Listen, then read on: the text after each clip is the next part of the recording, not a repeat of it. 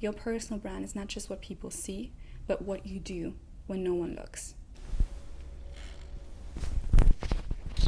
When we think about personal branding, a lot of times it's all about me. What can I do to make myself look more important? And when I go on Instagram and I see all the people that I'm following posting their regular content while the world is going down, I get really mad. But I also understand it because I know that there's so much fear in associating your brand with a political or human rights issue. That's why I made this video, for you to be more clear how to build your personal brand through the lens of activism and actually stand for the issues you want to speak about. Assalamu alaikum and welcome to another episode of Shared Diversity. If you are new, assalam, my name is Sina. Thank you so much for tuning in. And if you have been here before, thank you so much for coming back. Today we talk about integrating social justice and activism in your personal brand and the 4 ways to justice in your brand. So many times we feel anxious, whether we have a small following and we just have friends who say, oh, you need to speak out, or we ourselves need to speak out because we feel this urge of wanting to say something in situations of injustice, or whether we actually have a huge following and people genuinely expect us to speak out because we have a privilege, and that comes with a certain responsibility that comes with having a large platform and influence. Sometimes it's a difficult line to walk on to know what you want to speak about, what you are actually qualified to speak about, and how you can actually create change for your audience and for the people that you want to add value to.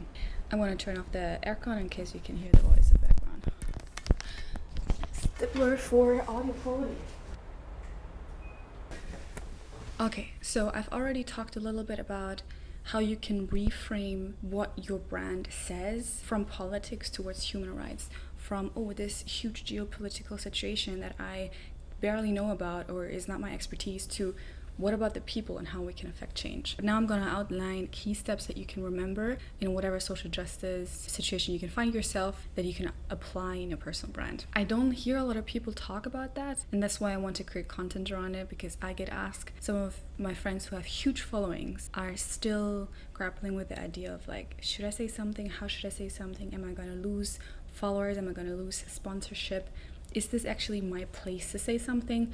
And how can I say something without misguiding people or saying something that is just outright wrong, or jumping on a trend because I don't want to just jump on a trend, I actually want to create change? Let's talk about it. Here are 4 ways to justice in your brand. Number 1, make a legacy-driven decision. Instead of asking yourself whether speaking out will help or hurt your brand in the short term, because followers come and go, ask yourself this: how does this contribute to my legacy? Don't chase short-term vanity, praise, views, engagement, comments, even brand partnerships. Make strategic decisions based on what you can achieve in the next 10, 20, or 30 years. Sometimes asking yourself this question would mean, no, I'm not going to speak out in this situation. I'm going to do something behind the scenes or in some other way. Or it might mean I'm going to speak out about this in this situation because this will create my legacy in the next couple of years. It's really a very personal decision that you need to make. And we need to talk about those both sides. Number 1, people speaking out because short term they want to hop on that trend or that hashtag. But also people don't want to speak out because short term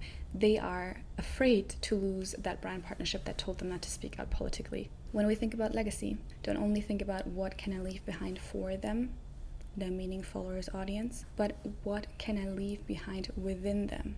And that's when you will think about your community more than just a number in your follower base. Number 2, know your audience. This is probably one of the biggest things that you can understand. Audience not only meaning your audience in general, but your audience on specific platforms. I will not create the same content on my Instagram that I will on my LinkedIn, because on my LinkedIn, my follower base is quite wide. You have a lot of professionals from the industry that do not have specific identity markers that they share with me, so they might not understand.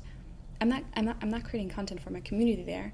Specifically, I'm creating content for the industry from a community perspective. On my Instagram, I create content for my community. There I have a very specific audience. I have 98% women.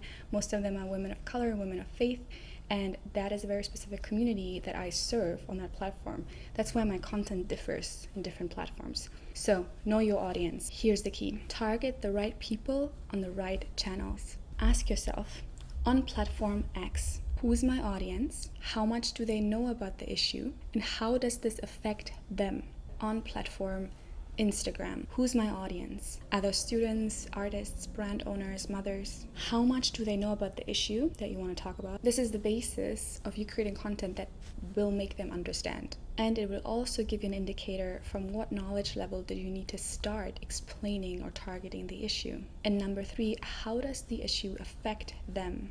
This way you can make them care and you can choose what kind of value you want to bring to them. So let's say we're talking about a geopolitical situation that specifically affects your community on Instagram. Now on LinkedIn, that might be a very different community, right? And their knowledge level might be very different. The way the issue affects them might not be personal, but more like, oh, we heard about this and we stand by your side. On Instagram, you would create content that will actually bring value to the people affected by the issue. On LinkedIn, you will create more knowledge-based content around, let me educate you about the issue and how it affects our community. This way, you frame the solution in a relevant way for them.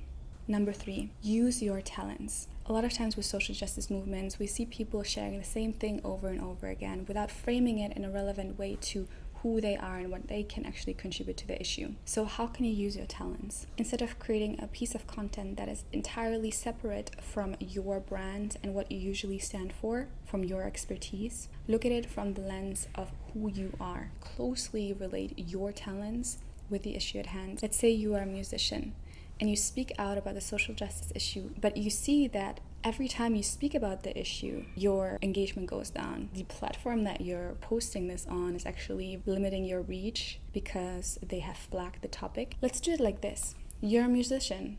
You put out content on your platforms about music. How about you still put that content out? You still sing, you still create music on your platform, but you create music around the issue at hand. Or let's say you still post artistic videos of your own music, but on the screen you can see an educational piece around the issue that you want to talk about. This way you trick the algorithm to still push your content because it's kind of like your regular content, but you plug the issue that is important to you within that artistic expression.